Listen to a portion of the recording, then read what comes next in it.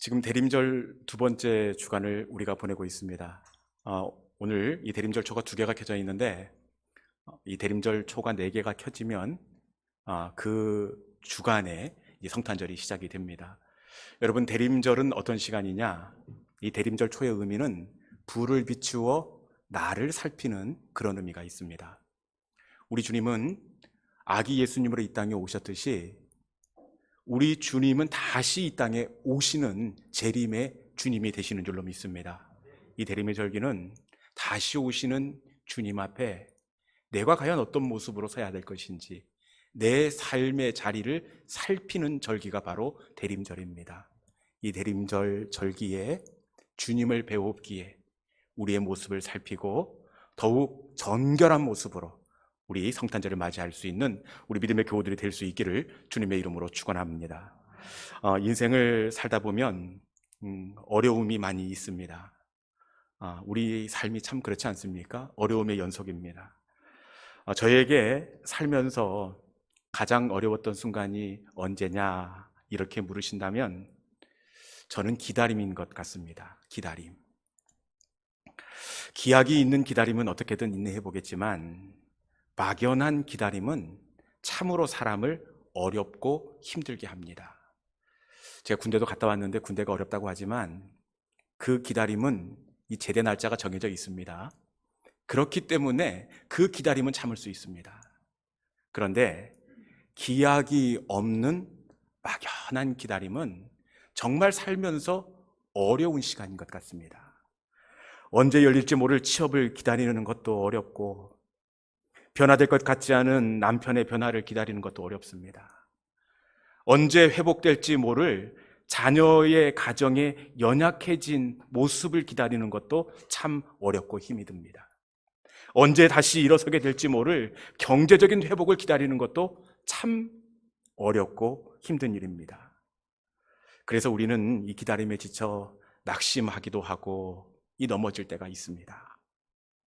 그런데 이 기다림의 문제는 저와 여러분에게만 어려운 것이 아니라 성경에도 보니까 하나님의 사람들조차도 이 기다림에 지쳐서 넘어지고 실수할 때가 있었다는 겁니다. 여러분, 애굽에서 나온 이스라엘 백성이 이 금송아지를 만들고 하나님의 마음을 아프게 하고 넘어졌습니다.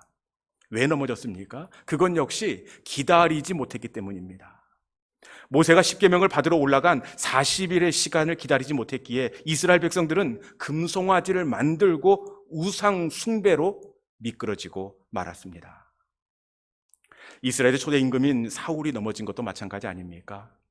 하나님은 사무엘 선지자가 오게 될 텐데 그때 사무엘 선지자를 통하여 번제를 받기를 원하셨습니다. 그런데 이 사울의 상황이 이 조급한 상황으로 쫓기다 보니까 자기도 모르게 사무엘을 기다리지 못하고 스스로 조급함 때문에 번제를 올려드려 넘어지고 말았습니다. 이처럼 하나님의 때를 기다리는 것은 정말 어렵고 힘든 일입니다. 여러분, 그런데 우리 하나님은 어떻게 역사하시느냐? 우리 하나님은 기다림 끝에 역사하시는 하나님입니다. 우리 하나님은 때가 참에 응답하시는 하나님이십니다. 우리 예수님께서 이 땅에 오시는 것도 보면 어느 날 갑자기 예수님이 오신 것이 아니라 때가 참에 오시더라고요. 창세기 3장에 벌써 우리 말씀을 통하여 여자의 후손이 태어나 뱀의 머리를 상하게 할 것이며 예수님이 이 땅에 오실 것을 창세기에서부터 예언을 하십니다. 그런데 기다려도 주님이 오시지 않고 이사야 사역에도 또 처녀가 잉태하여 아들을 낳을 것이다 예고하지만 우리 주님 오시지 않습니다.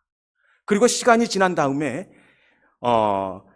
여기 또 다른 예언서에서 보면 그 스가랴서에서 보면 그 나귀를 타고 올 것이다 예언하지만 우리 주님께서 오시지 않습니다.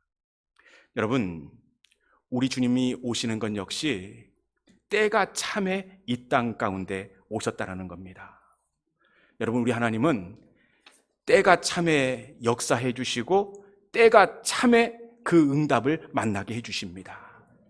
다윗이 왕으로 기름 부음 받은 것을 봐도 때가 찰 때에, 하나님의 때에 그를 높여주셨다는 것을 우리가 확인할 수가 있습니다. 다윗이 언제 왕이 될 것이라 약속을 받느냐? 이새의 집에서 사무엘에게 16살 되던 해에 기름 부음을 받고 왕이 되리라는 약속을 받습니다. 그런데 그가 언제 왕으로 세움을 받습니까? 기다리고 기다린 끝에 무려 25년이 지난 그날, 그해 하나님의 응답의 자리에 그가 마주설 수가 있었습니다. 요셉도 마찬가지입니다. 하나님이 꿈의 사람 요셉에게 약속을 주십니다. 내가 애굽의 총리가 될 것이다. 해와 달과 별이 너에게 절할 것이다. 이렇게 약속을 주시지만 언제 이 요셉이 응답의 자리를 만나게 되느냐? 그건 역시 오랜 시간이 지난 후에, 그리고 하나님의 때가 될 때에 요셉이 총리로 세움을 받게 되었습니다. 사랑하는 성도 여러분, 우리 하나님은 때가 참에 우리를 도우십니다. 때가 참에 응답하시고, 때가 참에 돌아오게 하시고, 때가 참에 고쳐주십니다. 때가 참에 만나게 해주시고, 때가 참에 일을 행하시는 하나님이십니다. 여러분, 하나님의 때가 있음을 기다릴 수 있기를 바랍니다.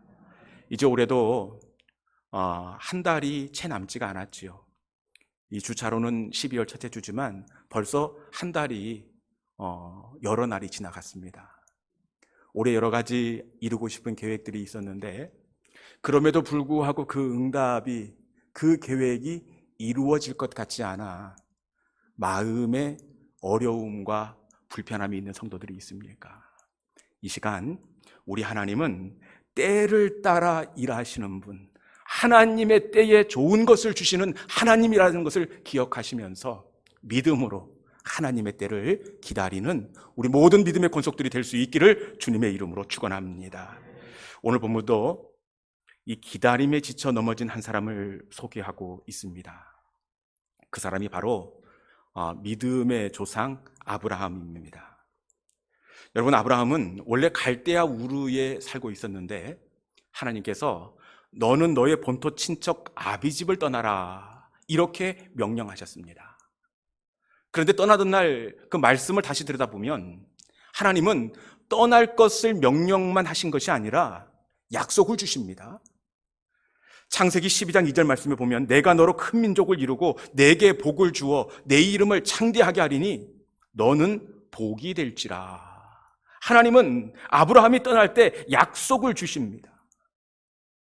아브라함이 본토 친척 아비집을 놓고 가지만 그 마음에 불편함이 있었지만 약속을 붙잡고 그 약속을 기대하며 가나안 땅으로 들어왔습니다.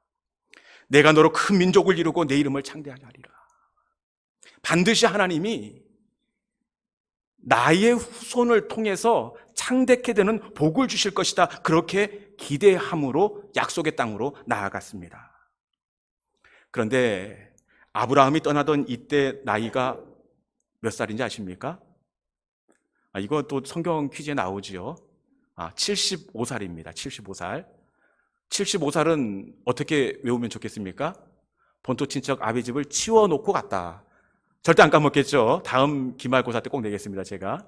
75살에 아브라함이 약속을 붙잡고 떠났는데, 지금 아브라함이 80세를 훌쩍 넘긴 이때까지 이 후손이 태어날 것 같은 징조가 보이지 않습니다.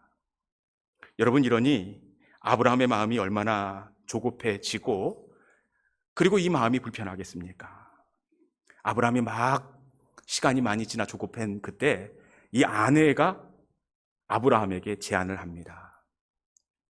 여보, 아무래도 나를 통해서 아이가 태어나는 게 아닌 것 같아요. 하나님은 당신의 몸을 통해서 이 땅에 창대케 되리라 말씀하신 것 같은데 내가 아니라 아마 하갈인 것 같아요. 내 몸종 하갈을 취하세요. 여러분, 남자들이 다른 말은 안 들어도 또 이런 말은 또 잘 듣지요. 그래서 고개를 끄덕끄덕하고, 여러분, 이 아브라함이 그 기다리지 못하고 그 육적인 생각 가운데 사라를 취하여 아이를 낳게 되었습니다. 여러분, 하나님의 뜻은 아브라함과 사라를 통하여 하나님의 약속을 이루는 것이었습니다. 그럼에도 불구하고 아브라함이 미끄러져 넘어졌던 것은 결국 기다리지 못했기 때문입니다. 여러분, 언뜻 보기에 우리는 이 아브라함이 나이가 차고 그리고 아내의 상황을 볼 때에 이 조급해서 하나님의 그 약속의 때를 기다리지 못한 게 아닌가 이렇게 생각할 수 있습니다. 그런데 이것은 표면적인 이유고 이 아브라함이 조급해진 이유가 있더라고요. 아브라함이 조급해진 이유가 뭐냐? 우리 본문 17장 1절의 말씀을 함께 봉독하도록 하겠습니다. 17장 1절에 있는 말씀, 자 시작. 아브라함이 99세 때에 여호와께서 아브라함에게 나타나서 그에게 이르시되 나는 전능한 하나님이라 너는 내 앞에서 행하여 완전하라. 아멘. 아브라함이 그 미끄러져 시간이 한참 지난 그때에 하나님께서 13년 만에 아브라함에게 나타나십니다. 그러니까 이스마엘을 낳고 17장 1절까지 13년 동안 하나님께서 아브라함에게 나타나신 적이 없었습니다. 여러분, 비교적 아브라함은 믿음의 족장이기 때문에 그의 삶을 섬세하게 성경이 기록하고 있습니다. 그럼에도 불구하고 아브라함이 기다림의 실수에서 미끄러 넘어진 이 13년 동안 아브라함의 행적이 믿음의 족장이었음에도 불구하고 기록되지 않았다는 사실입니다. 여러분, 이걸 통해서 뭘 할 수 있느냐? 하나님께서 아브라함이 기다리지 못한 것에 대해서 마음이 불편한 것을 우리가 읽어낼 수가 있습니다. 13만 년 만에 이렇게 찾아온 하나님께서 말씀해 보니까 뭐라고 얘기합니까? 말씀 끝에 1절 마지막에 보니까 너는 내 앞에서 행하여 완전하라. 너는 내 앞에 완전하라. 다른 번역 성경에 보니까 너는 바르게 행하라. 너는 바르게 행하라. 이 말씀은 무엇입니까? 아브라함을 책망하는 말씀입니다. 너는 바르게 행하라. 바르게 행하지 못했던 것에 대한 하나님의 책망입니다. 근데 이 책망 전에 보면 하나님께서 뭐라고 말씀하십니까? 나는 전능하신 하나님이라. 나는 전능하신 하나님이라. 그리고 나서 너는 바르게 행하라. 너는 올바로 서라. 이렇게 말씀합니다. 여러분, 이 하나님께서 나는 전능한 하나님이라 이렇게 얘기하는데 이 전능한 하나님의 하나님이 어떤 분이시라고 표현한 것은 이 처음으로 나는 어떤 하나님이라고 표현한 것은 오늘 본문이 처음입니다. 창세기 17장에 하나님께서 나는 어떤 사람이라고 표현하는데 어떤 분이라고 표현하는데 나는 전능한 하나님이라. 이 히브리 원어는 이 하나님이 전능한 하나님 엘샤다이의 하나님입니다. 엘, 하나님, 샤다이, 힘과 능력. 그러니까 아브라함에게 나타난 하나님은 전능한 하나님, 나는 엘샤다이의 하나님이야. 이렇게 하나님이 어떤 분이신가를 이야기하고 있습니다. 이 말은 뭐냐? 아브라함이 넘어졌던 것은 조급함 때문인데 아브라함이 조급했던 것은 엘샤다이의 하나님을 기억하지 못했기 때문입니다. 여러분, 아브라함의 삶 속에 하나님은 엘샤다이의 하나님, 하나님의 능력을 보여주는 역사의 시간들이 있었습니다. 먼저 창세기 12장에 보면 아브라함이 본토 친척 아비집을 떠나 약속의 땅이라고 갔는데 그곳에 기근이 있었습니다. 그런데 그 기근을 피해 애굽 땅으로 들어가게 되는데 이 아브라함의 아내 사라가 이게 미모가 출중하잖아요. 그래서 이 아내가 바로의 침소에까지 들어가게 되었습니다. 그런데 이 어려움의 자리에서 결국 어떻게 되느냐? 하나님께서 사례의 일로 그 집에 큰 재앙을 내리십니다. 사례를 그곳에서 끄집어내십니다. 끄집어내실 뿐만 아니라 나올 때는 그냥 몸만 나오는 것이 아니라 전화위복이 되게 하셔서 양과 소와 종과 노비를 함께 취하여 나오게 하십니다. 여러분, 이 아브라함의 하나님은 지난날 기가 막힌 웅덩이에서 아브라함을 건져주신 엘샤다이의 하나님의 기적의 사건을 아브라함에게 허락해 주셨습니다. 그리고 14장에도 보면 아브라함의 인생 가운데 엘샤다이의 하나님의 은혜의 간증이 기록되어 있습니다. 이 14장에는 그 사해 전투가 이렇게 아브라함과 벌어지게 됩니다. 조카 롯을 구하기 위해서 아브라함이 이 전쟁에 끼어들게 되는데, 이 사해 전투는 지금 이 사해 5나라와 아브라함 가족 이렇게 맞붙고 있습니다. 여러분, 집안과 집안이 아니라 나라와 집안이 싸워도 이게 상대가 안 될 텐데 5개 나라와 아브라함이 지금 견주고 있습니다. 그렇기 때문에 누가 봐도 아브라함의 종 318명이 패해야 하겠지만, 그럼에도 불구하고 그 상황 가운데에서 아브라함이 그 전쟁에서 이기게 되는 승리를 거두게 되었습니다. 여러분, 이것을 가능하게 하신 것은 엘샤다이의 하나님이 아브라함 가운데 은혜를 베풀어 주셨기 때문입니다. 여러분, 그 조급한 순간에 아이가 생기지 않는 그 기다림의 시간에 아브라함은 지금의 상황만을 바라보았습니다. 지난날 내 과거의 시간에 내 아내를 지켜주시고 그 싸움 가운데에서 나를 승리로 이끌어 주셨던 그 엘샤다이의 하나님을 기억하지 못했기 때문에 조급한 마음이 들어왔던 겁니다. 그리고는 마침내 인간적인 방법을 동원해 약속의 자리에서 미끄러지는 실수를 저지르고 말았습니다. 여러분, 우리 하나님은 하나님의 때에 우리에게 약속을 주시는 분입니다. 그런데 우리가 어떻게 그 약속의 자리를 기다릴 수 있느냐? 그것은 조급하지 않는 거예요. 어떻게 우리가 조급하지 않느냐? 그것은 우리의 지난날, 우리의 삶의 자리 가운데에서 우리에게 은혜를 주신 하나님, 우리를 대신해서 싸워주신 하나님, 그 하나님을 기억하는 성도는 막연한 하나님의 기다림이지만, 기다리는 게 어렵고 힘들지만 그럼에도 불구하고 기다리게 될 줄로 믿습니다. 여러분, 우리 하나님은 때를 따라 우리에게 틀림없이 우리에게 약속한 응답을 주시는 하나님입니다.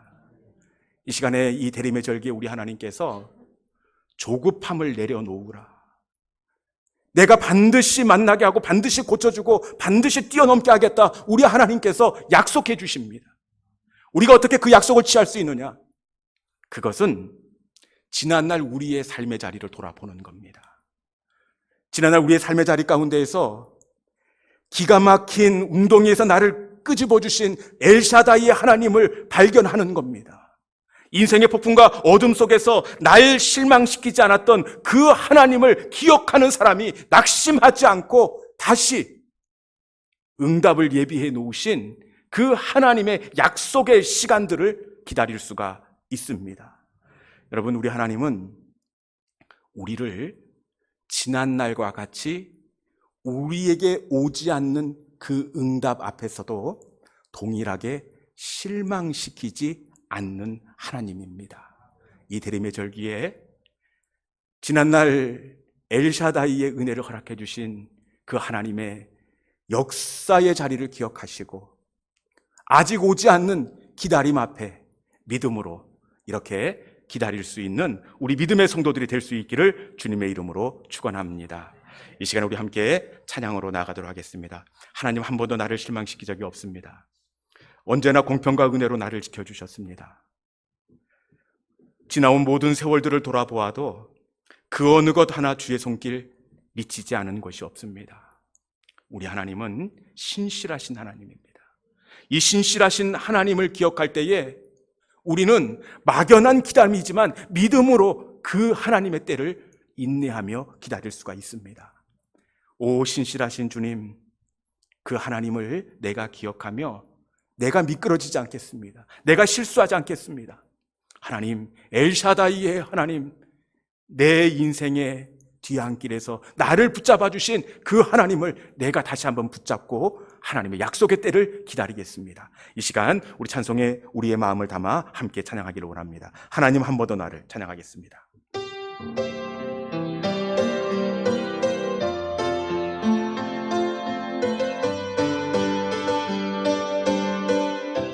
하나님 한 번 더 나를, 하나님 한 번 더 나를 실망시킨 적 없으시고